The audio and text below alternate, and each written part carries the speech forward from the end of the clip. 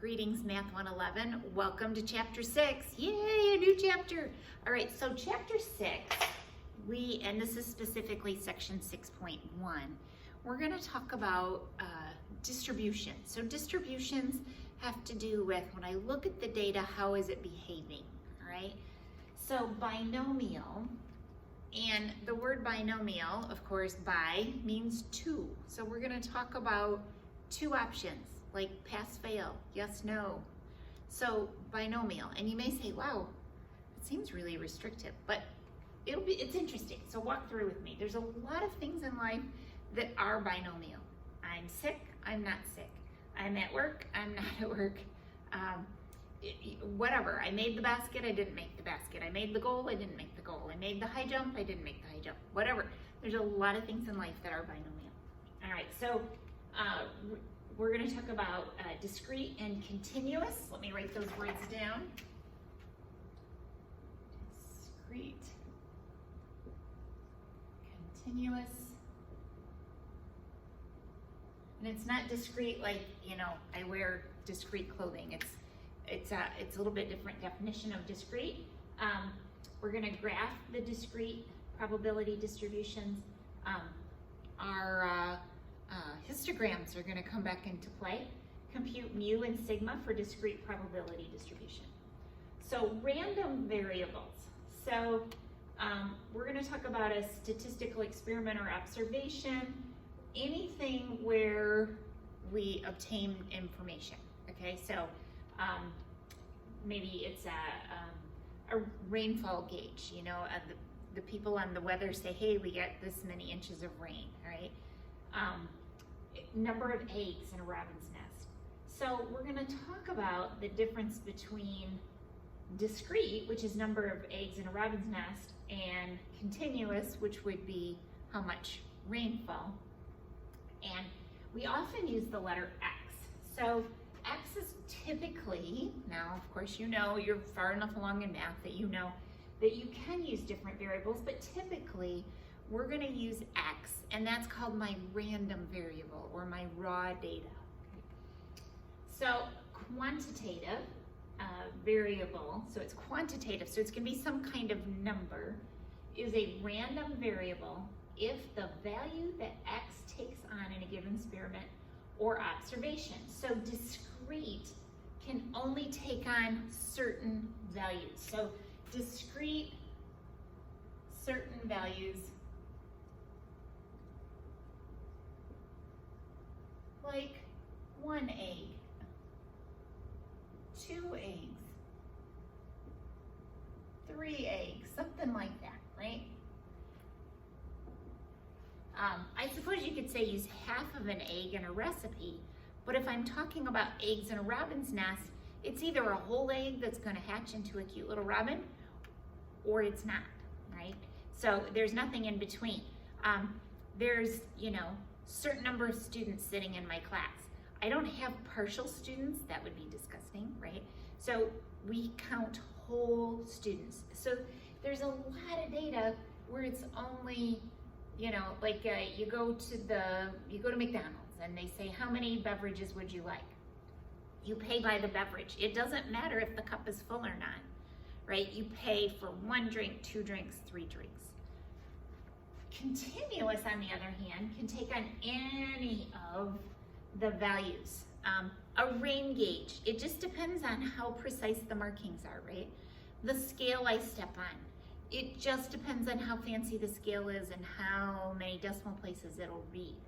So that's continuous, can take on any values, right? It's really important that you get, you are able to keep those straight. In Chapter 6, we're going to talk about continuous. In Chapter 7 on, we're going to talk about, what did I just say? In Chapter 6, we're going to talk about discrete. In Chapter 7 and on, we're going to talk about continuous, all right? So it's really important because we handle the data very differently. All right.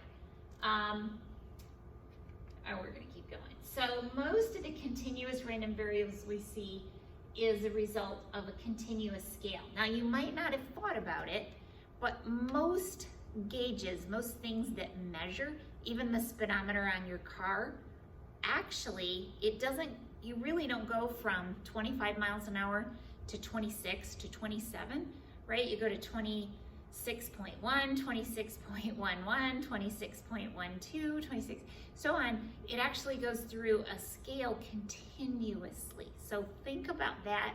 I guarantee there'll be a question on the exam that talks about this. So it just depends on how fancy the gauge is, or the scale, or the measuring device, or whatever it is. So if we're talking about discrete, so a probability distribution is an assignment of probabilities to each distinct value.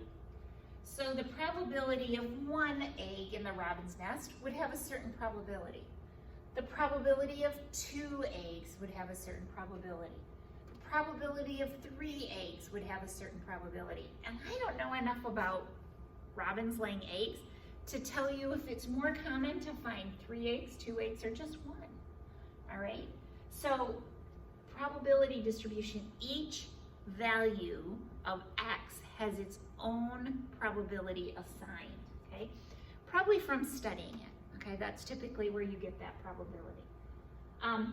By the way, the sum of all the assigned probabilities must be 1.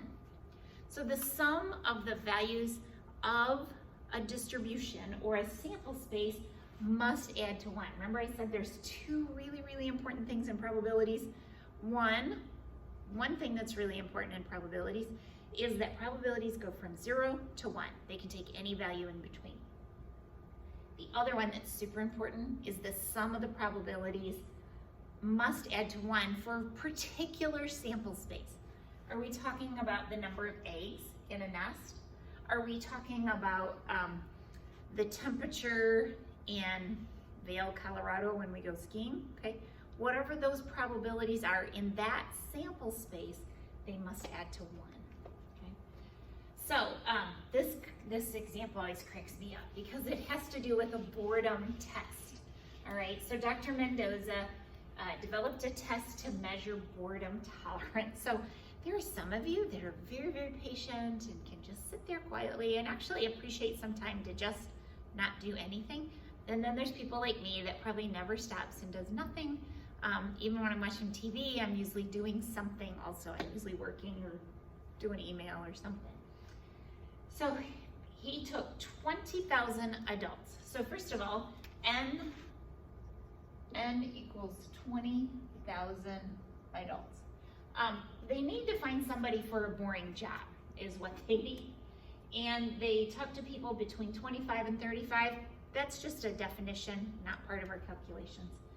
So the possible scores were 0, 1, 2, 3, 4, 5, and 6. So we would have the probability of getting a 0, the probability of getting a 1, probability of getting a 2, probability of getting a 3, probability of getting a 4, probability of getting a 5, and probability of getting a 6.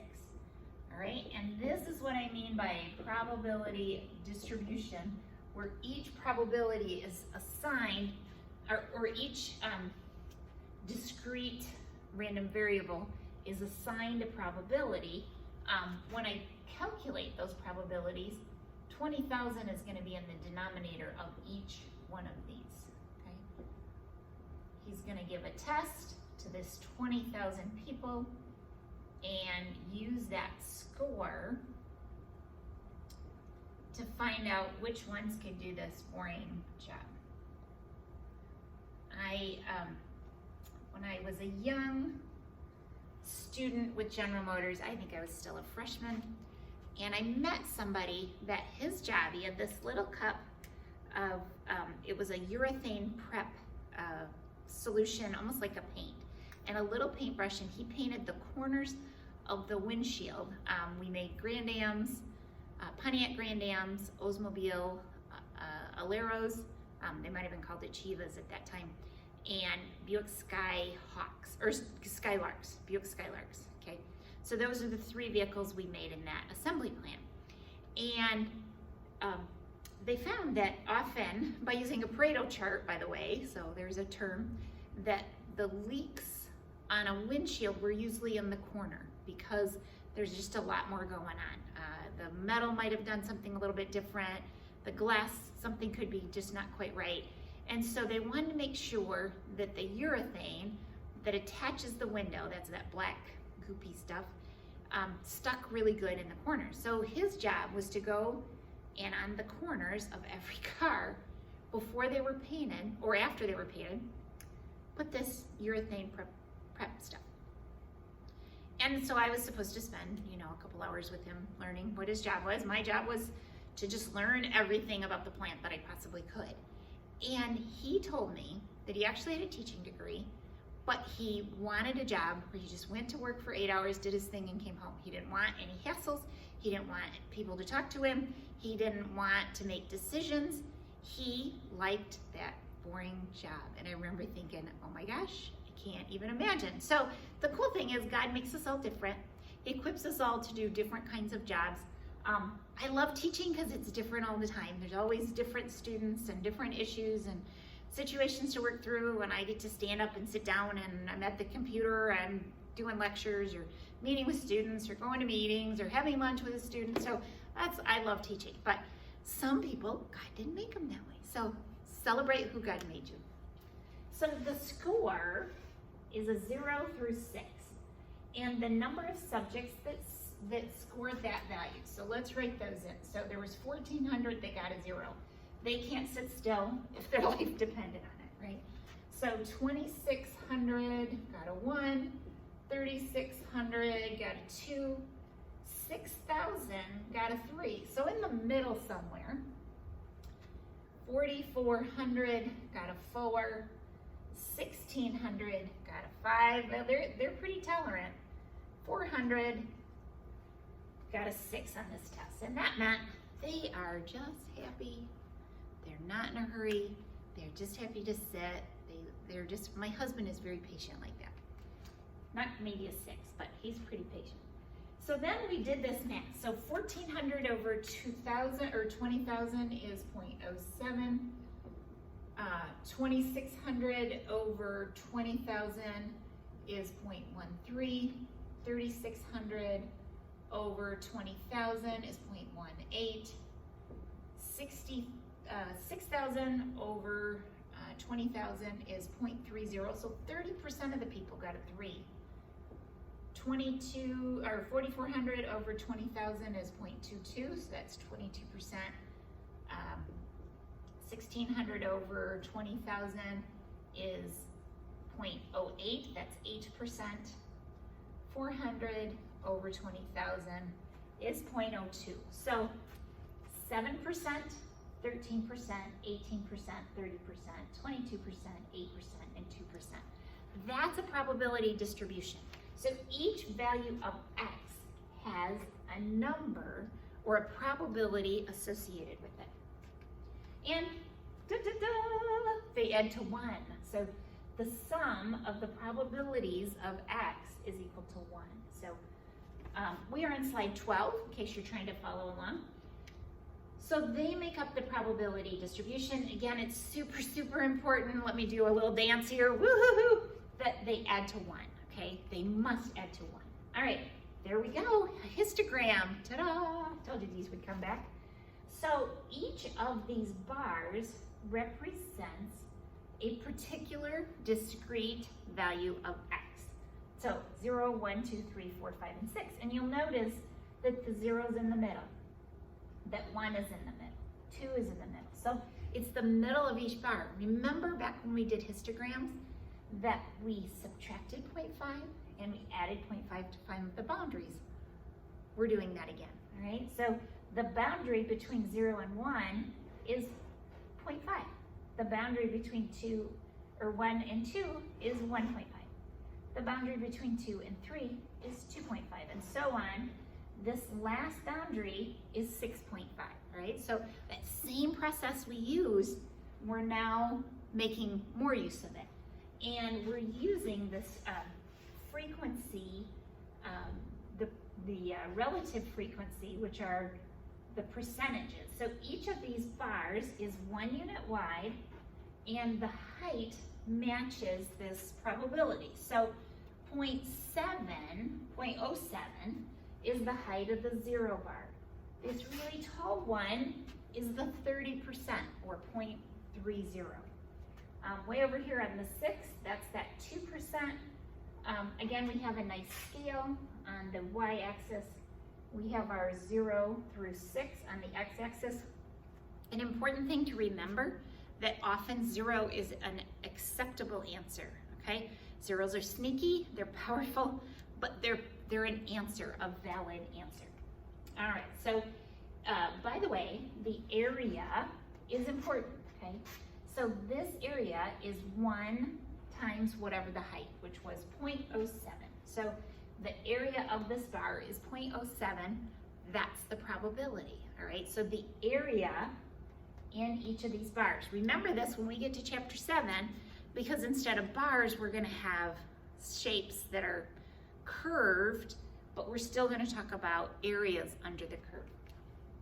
Okay, so since each bar is 1 unit wide, the area equals that score. Again, the sum of the probabilities in all of those areas adds to 1, okay? So this top-notch clothing company needs to hire someone with a score on the boredom tolerance test of 5 or 6 to operate the fabric press machine. So it must be, he pushes a button and then he stands there for a while, okay? Whatever it is. Since the scores 5 and 6 are mutually exclusive, all right? We talked about that in chapter 5. Mutually exclusive. You can only get 1 score. You can't get a 5 and a 6. You can get a 5 or a 6. You only get 1 score. The probability that someone in the group who took it will be the probability of getting a 5 plus the probability of getting a 6. So the probability of getting a 5 is 0.08. The probability of getting a 6 was 0.02. That is equal to 0.10. So a 10% of the people, 10% chance that you'll find somebody that could handle this boring job. So 10% of these 20,000 people will be good for this job. That's good news. And we could have just added the area under those bars. All right, let's keep going. So when we see the Greek letters, remember we use, that's mu. So mu is mean. Sigma, this is lowercase sigma, is the standard deviation. For a while here, we're kind of going to talk about population. I know we've been talking about samples a lot. We're going to talk about population for the most part. So mu is equal to the sum of the x times the probability of x. Remember, when we have this summation symbol, we're on slide 19 if you're following along. Remember, it's like a giant parentheses. So x times the probability x. What is x? In this case, the x was 0. What's the probability of 0? 0.07. 1 is the x value. What's the probability of a 1? Is 0.13. So it's 1 times 0.13. I have to multiply all those, then add them up. All right, so mu is also called the expected value. So ding, ding, ding, that's an important thing to write on your formula sheet. Okay, grab your formula sheet. Next to this, this information, or mu, this is true anytime. So there's multiple formulas for mu. This one has to do with the discrete probability distributions. Next to it, write also expected value, or you could write mean is the expected value. Write that somewhere on your formula sheet. Standard deviation, we do x minus mu. Okay, so we calculated mu, the expected value, and we took each value of x. So I take 0 minus mu. I'm going to square it and then multiply it times this probability of x, which is 0.07. I'm going to do that for each value of x, then add them up. Okay, that's really important. We don't do this very often, do it the long way. There are ways to do it in Excel, but it's a formula that I just don't want to confuse what our normal formula is, so we'll just do this one the long way. I will show you how to do it in Excel, but not in this video, in a separate video, but you can do that. All right, so probability, so x is the value of the random variable like 0, 1, 2, 3, 4, 5, or 6. Probability of X is this probability we gathered information on. Okay, we'll keep going. Expected value, mean is also sometimes called the central point or the cluster point. Standard deviation has to do with risk. So infomercials are kind of a funny thing, right? So what is the chance that when you buy one of those, when you watch one of these infomercials, what is the chance you're gonna buy it? What's interesting is the more times you buy it, the less likely you are. Or the more times you watch the commercial, the less likely you are. Okay, true story, I decided to buy an Instant Pot a few years ago, one of those pressure cooker things, after I watched some infomercials. Now I didn't buy the brand I was watching because I did some more research and realized that they had this nonstick coating actually comes off and then it's in your food and that's bad. So I actually bought a different one, but one of those pressure cooker all-in-one, it does some cool stuff. I did watch it 2 or 3 times before I said, you know what, I'm gonna do more research and then I'm gonna find out what's a good one. So just some interesting data. And what they found is that each of these, so this is my discrete variable, 1, 2, 3, 4, 5. We assumed that people either watched the commercial or didn't. We didn't like say they watched it 1.5 times, so they could watch it 1 time, 2 times, 3 times, 4 times. We didn't include 0, because if you don't watch it at all, that doesn't really help me study the data. But 27% of the people bought it after watching 1 time.